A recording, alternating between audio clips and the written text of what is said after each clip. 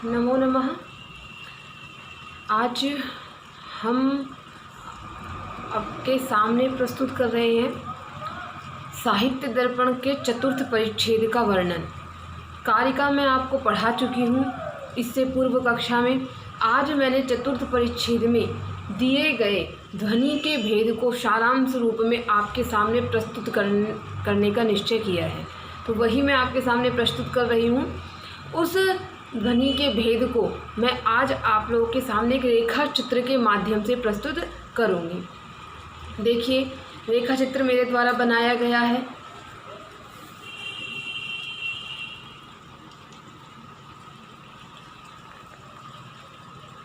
अस्तु,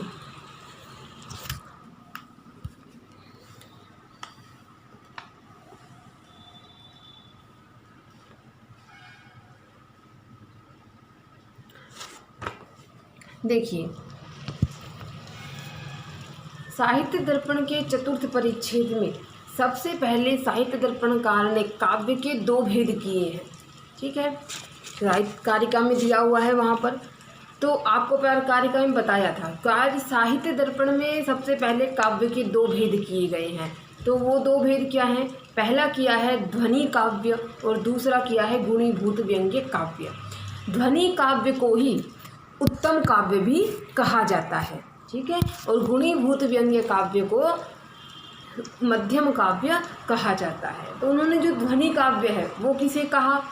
तो ध्वनि काव्य उन्होंने कहा जहाँ वाच्यार्थ की अपेक्षा व्यंग्यार्थ अतिशय चमत्कारकारी होता हो, वहाँ होता है ध्वनि काव्य। और जहाँ वाच्यार्थ व्यंग्यार्थ की अपेक्षा अधिक चमत्कारकारी हो रहा हो, वहाँ होता है गुणीभूत व्यंग्य काव्य।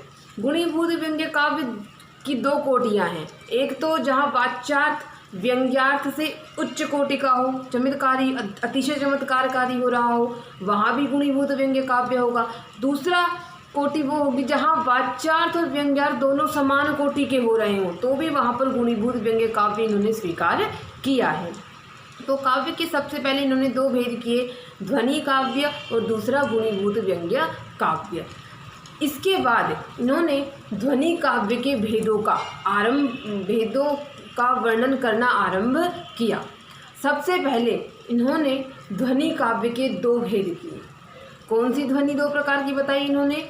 अविवक्षित वाच्य ध्वनि और विवक्षित वाच्य ध्वनि। ठीक है, अविवक्षित वाच्य ध्वनि को ही इन्होंने लक्षणा मूला ध्वनि कहा और विवक्षित वाच्य ध्वनि को इन्होंने अभिधा मूला ध्वनि कहा। अविवक्षित वाच्य ध्वनि के फिर इन्होंने दो भेद किए। कौन से दो भेद है वो? अर्थांतर संक्रमित वाच्य ध्वनि, दूसरा अत्यंत तिरस्कृत वाच्य ध्वनि। जो अर्थांतर संक्रमित वाच्य ध्वनि है ये कहाँ होती है? जहाँ पर वाच्य दूसरे अर्थ में परिवर्तित हो जाए, अर्थात वाच्यार्थ अपना अर्थ त्यागे बिना कोई दूसरा अर्थ प्रदान करने लग जाए, तो वहाँ होती है अर्थांतर संक्रमित वाच्य ध्वनि। इसे अजहत स्वार्था भी कहा जाता है। इसके पश्चात है संक्रमित अत्यंत तिरस्कृत वाच्य ध्वनि। अत्यंत तिरस्कृत वाच्य ध्वनि कहाँ होगी? जहाँ वाच्य अपने अर्थ को अत्यंत तिरस्कृत कर दे, अर्थात उसको पूर्णतः त्याग दे और कोई दूसरा अर्थ वह प्रदान करने लग जाए, तो वहाँ पर होती है अत्यंत तिरस्कृत वाच्य ध्वनि। इसी को जहत स्वार्था भी कहा जाता है। ठीक है, तो अविवक्षित वाच्य ध्वनि के दो भेद इन्होंने बता दिए, अर्थांतर संक्रमित वाच्य ध्वनि और अत्यंत तिरस्कृत वाच्य ध्वनि। इसके पश्चात इन्होंने विवक्षित वाच्य ध्वनि अर्थात अभिधा मूला ध्वनि का वर्णन करना आरंभ किया। अभिधा मूला ध्वनि के कुल 16 भेद इन्होंने बताए हैं। ठीक है, और अविवक्षित वाच्य ध्वनि के दो भेद, तो कुल मिलाकर इन्होंने सामान्यतः ध्वनि के 18 भेद इन्होंने कहे हैं। तो जो विवक्षित वाच्य ध्वनि उनके 16 भेद कैसे हुए उनको कहना आरंभ करते हैं। तो विवक्षित वाच्य ध्वनि को सबसे पहले इन्होंने दो भागों में विभाजित किया। कितने भागों में? दो भागों में विभाजित किया। पहला असमलक्ष्य क्रम व्यंग्य ध्वनि और दूसरा समलक्ष्य क्रम व्यंग्य ध्वनि। असंलक्ष्य क्रम व्यंग्य ध्वनि कहाँ होती है? न संलक्षते क्रमो यत्र इति असंलक्ष्य क्रम, अर्थात जहाँ व्यंग्य का क्रम लक्षित न हो वहाँ होती है असंलक्ष्य क्रम व्यंग्य ध्वनि।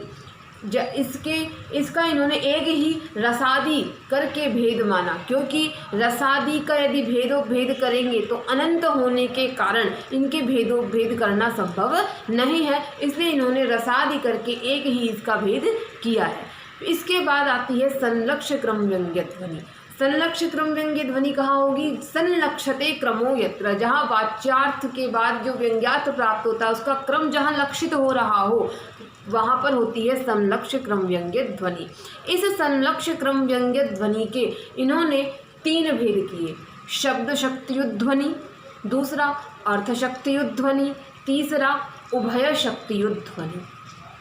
पहली है शब्द शक्तियुत ध्वनि। शब्द शक्तियुत ध्वनि वहाँ होगी जहाँ केवल शब्द के द्वारा ध्वनि हो रही हो, जहाँ शब्द का परिवर्तन करना संभव नहीं हो, उसी शब्द से जहाँ ध्वनि हो रही हो उसका किसी पर्यायवाची शब्द का यदि प्रयोग किया जाए तो वहाँ अर्थ न निकलता हो, वहाँ होती है शब्द शक्तियुत ध्वनि। इस शब्द शक्तियुत ध्वनि के इन्होंने फिर से 2 भेद किए हैं, वस्तु ध्वनि और अलंकार ध्वनि। ठीक है। इसके पश्चात आती है अर्थ शक्तियुत ध्वनि। अर्थ शक्तियुत ध्वनि के इन्होंने कुल 12 भेद किए हैं। अर्थ शक्तियुत ध्वनि के सबसे पहले इन्होंने 3 भेद किए हैं, स्वतः संभवी, दूसरा कवि प्रौढ़ोक्ति, तीसरा कवि निबद्ध वक्तृ प्रौढ़ोक्ति। जो स्वतः संभवी है, फिर से इन्होंने उस स्वतः संभवी के 2 भेद किए, वस्तु ध्वनि और अलंकार ध्वनि। इस वस्तु ध्वनि के फिर 2 भेद किए हैं इन्होंने, वस्तु से वस्तु ध्वनि और वस्तु से अलंकार ध्वनि। और अलंकार ध्वनि के 2 भेद किए, अलंकार से अलंकार ध्वनि और अलंकार से वस्तु ध्वनि। इस प्रकार स्वतः संभवी के 4 भेद हुए, स्वतः संभवी वस्तु से वस्तु ध्वनि, स्वतः संभवी वस्तु से अलंकार ध्वनि, स्वतः संभवी अलंकार से अलंकार ध्वनि और स्वतः संभवी अलंकार से वस्तु ध्वनि। इस प्रकार स्वतः संभवी के 4 भेद किए। इसी प्रकार इन्होंने कवि प्रौढ़ोक्ति के भी 4 भेद किए हैं, कवि प्रौढ़ोक्ति वस्तु से वस्तु ध्वनि, कवि प्रौढ़ोक्ति वस्तु से अलंकार ध्वनि, कवि प्रौढ़ोक्ति अलंकार से अलंकार ध्वनि और कवि प्रौढ़ोक्ति अलंकार से वस्तु ध्वनि। उसी प्रकार इन्होंने कवि निबद्ध वक्तृ प्रौढ़ोक्ति, इसके भी 4 भेद किए। तो इस प्रकार स्वतः संभवी के 4 भेद, कवि प्रौढ़ोक्ति के 4 भेद और कवि निबद्ध वक्तृ प्रौढ़ोक्ति के 4 भेद। इन 4 भेदों को 4 4 4 इन तीनों के 4 भेदों को मिलाने पर अर्थ शक्तियुत भव ध्वनि के 12 भेद होते हैं। ठीक है। इसके पश्चात आती है उभय शक्तियुत ध्वनि। जो उभय शक्तियुत ध्वनि है इसका इन्होंने एक ही भेद किया है, ये स्वयं में एक ही भेद है, इसका कोई अन्य भेद नहीं है। इस प्रकार यहाँ तक इन्होंने तदा अष्टादशधा ध्वनि कहा कि 18 प्रकार की ध्वनियाँ होती हैं। तो 18 प्रकार की ध्वनियाँ कैसे, एक बार हम वापस करते हैं कि अविवक्षित वाच्य ध्वनि के 2 भेद थे, अर्थांतर संक्रमित ध्वनि और अत्यंत तिरस्कृत वाच्य ध्वनि। 2 भेद अविवक्षित वाच्य के। विवक्षित वाच्य के इन्होंने 16 भेद किए। 16 भेदों का विभाजन कैसे है, असंलक्ष्य क्रम व्यंग्य ध्वनि और संलक्ष्य क्रम व्यंग्य ध्वनि। जो असंलक्ष्य क्रम व्यंग्य ध्वनि है उसका 1 भेद, तो अविवक्षित वाच्य ध्वनि के 2, उसके बाद असंलक्ष्य क्रम व्यंग्य ध्वनि का 1, तो 2 और 1 3। फिर संलक्ष्य क्रम व्यंग्य ध्वनि में शब्द शक्तियुत ध्वनि के 2 भेद, तो 3 और 2 5 और अर्थ शक्तियुत ध्वनि के 12 भेद, 12 और 5 17 भेद। उभय शक्तियुत ध्वनि का 1 भेद, तो कितने हुए 18। तो इस प्रकार ध्वनि के इन्होंने सामान्यतः 18 भेद बताए हैं। जो ये ध्वनि के 18 भेद हैं ये सामान्य ध्वनि के हैं कि ध्वनियाँ इतने प्रकार की हो सकती है। तो ध्वनि होती कहाँ कहाँ पर है, तो उन्होंने ध्वनि का फिर से 3 विभाजन किए कि ध्वनि कहाँ कहाँ होती है। कहा कि पद में ध्वनि होती है, वाक्य में ध्वनि होती है और प्रबंध में ध्वनि होती है। तो जो ध्वनि है वो 18 भेद है। यदि ध्वनि हो रही है तो प्रत्येक जगह वो 18 भेद पहुँचेंगे, लेकिन कहाँ किस भेद का कहाँ लोप होगा कहाँ नहीं होगा उसका उन्होंने वर्णन किया है। तो कहा कि जो वाक्यगत ध्वनि है उसमें वाक्यगत ध्वनि के लिए कहा कि उभय शक्तियुत ध्वनि केवल वाक्य में ही होगी, अर्थात 18 के 18 भेद वाक्यगत ध्वनि के होंगे। लेकिन पदगत ध्वनि में उभय शक्तियुत ध्वनि को छोड़कर अन्य सभी ध्वनियों के भेद होंगे। तो पदगत के 17 भेद, ठीक है। वाक्यगत के 18 भेद की इन्होंने माने हैं क्योंकि उभय शक्तियुत ध्वनि केवल वाक्य में होगी। पदगत के इन्होंने 17 भेद माने क्योंकि उभय शक्तियुत ध्वनि वहाँ पर नहीं होगी। तीसरा है प्रबंधगत भेद, तो अर्थ शक्तियुद्भव ध्वनि जो है वो केवल प्रबंधगत में होगी। तो अर्थ शक्तियुत ध्वनि कितने भेद थे? 12 भेद। तो पदगत ध्वनि के 17 भेद, वाक्यगत ध्वनि के 18 भेद और प्रबंधगत ध्वनि के 12 भेद। इसके बाद इन्होंने जो वहाँ असमलक्ष क्रम व्यंग्य ध्वनि का एक रसादि करके भेद माना था, यहाँ पर पुनः उसके 4 भेदों में उस रसादि को इन्होंने मुख्य रूप से विभाजित किया है।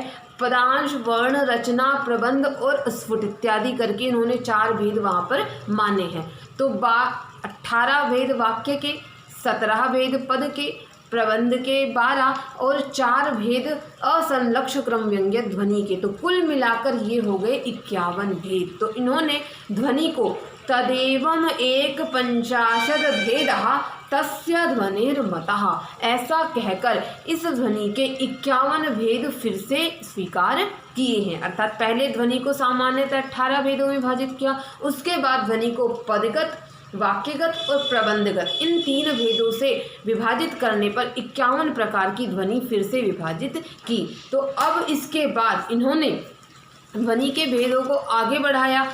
आगे बढ़ाते हुए ध्वनि के भेदों को इन्होंने संकरेण त्रिरूपेण संशिष्टया च एक रूपया, अर्थात कि जो ध्वनि है वह ध्वनि को इन्होंने के जो 51 भेद हैं वो शंकर और संशिष्टि के मिश्रण से फिर से इन भेदों का आपस में विभाजन होता है। ठीक है, तो जब विभाजन करते हैं तो इनका कुल भेद होते हैं वेद, खा, अग्नि, शरः।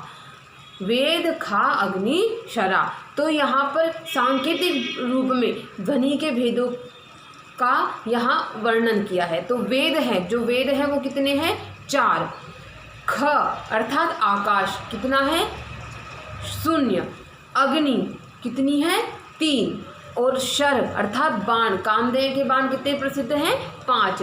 तो वेद का 4, ख से 0, अग्नि से 3 और शर से 5 इस प्रकार लेकर और प्रसिद्ध है वाक्य अंका नाम वामतः गति की, अंकों की वामतः बाएं भाग से इनकी गणना करनी चाहिए। तो उल्टा करके गिनेंगे तो 5304 ध्वनि के इन्होंने भेद किए। ये शंकर रूप में इन्होंने 5304 भेद किए। इसके बाद इन्होंने इन्हीं 5304 भेदों की संसृष्टि की। तो संसृष्टि से इनका भेदों का कुल विभाजन हुआ ईशु बाणाग्नि सहायकः, अर्थात ईशु का अर्थ होता है बाण। तो वह जो बाण है अर्थात शर, कामदेव के बाण कितने हैं? 5। उसके बाद है बाण भी कितने हैं? 5। अग्नि कितनी है? 3। और सहायक अर्थात बाण कितने हैं? 5। तो अंका नाम वामतो गति, तो अंकों को उल्टे तरीके से लिखेंगे तो होगा 5355। ये ध्वनि के कुल भेद साहित्य दर्पणकार ने किए हैं और यही भेद सर्वमान्य भी है। इतने ही भेदों को किया गया है। अब इस ध्वनि के भेद में आए हुए कुछ विशेष शब्द हैं जैसे संकर, संसृष्टि, इन सभी की व्याख्या मैं अगले वीडियो में आपको प्रेषित करूँगी। धन्यवाद।